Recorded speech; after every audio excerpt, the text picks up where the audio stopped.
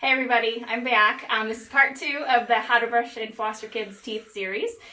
This is my oldest, Luke. He's 6. He's going to help me with traditional floss and a traditional manual toothbrush.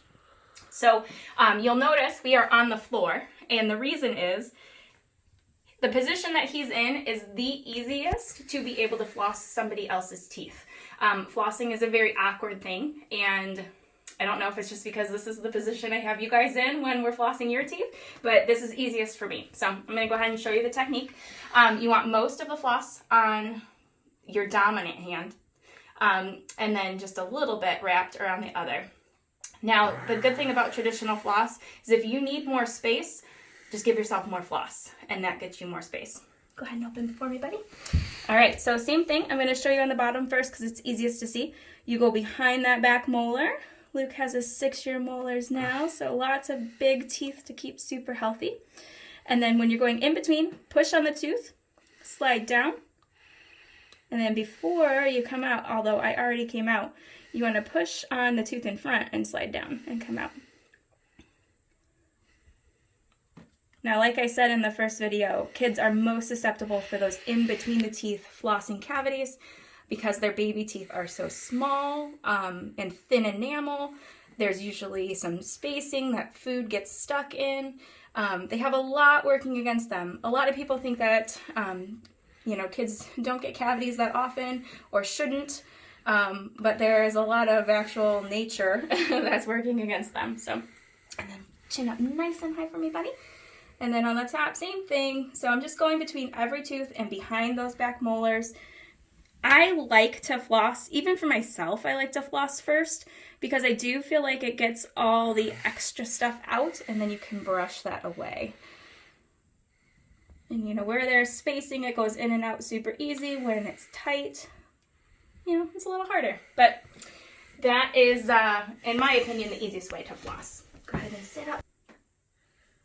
All right, so like I said before, super important to wash your hands before and after doing any dental care, whether it's for yourself or for your kids. And now we're going to move on to the regular toothbrush. So we're going to get it a little wet. Like I said, Luke is 6. He's very good at spitting, so he can have a regular dose of toothpaste. But it is still not the amount that most of us were growing up realizing. So I still like to do just like a thin smear. But he does get probably double the amount that his brother does. But still just a smear. So not a huge glop like we were all growing up taught to do.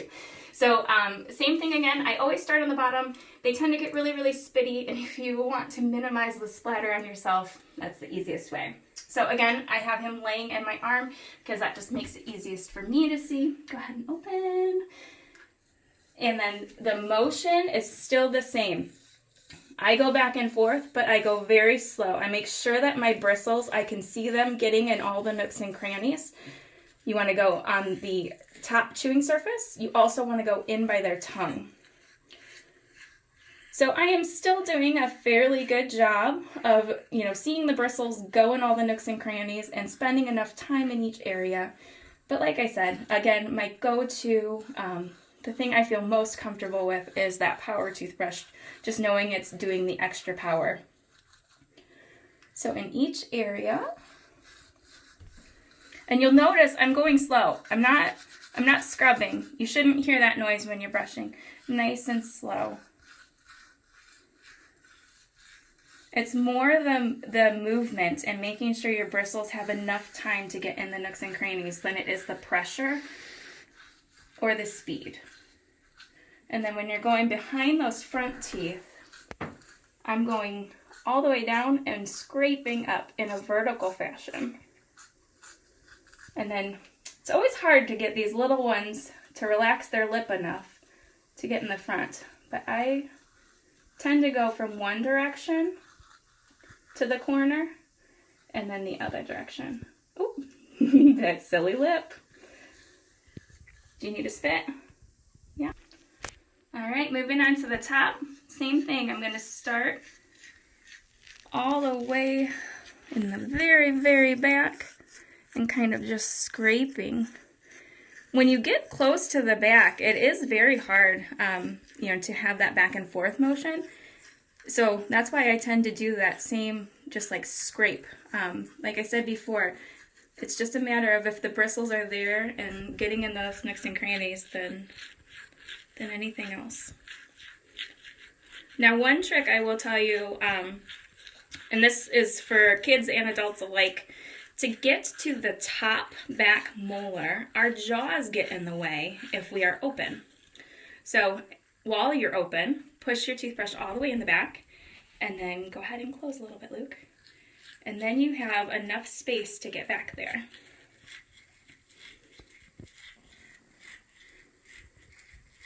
Doing good.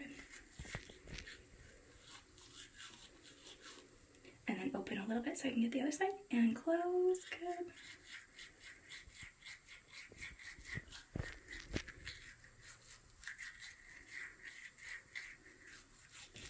And then open real wide, and then same thing for the top.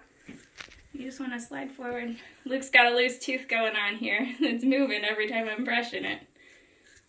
All right.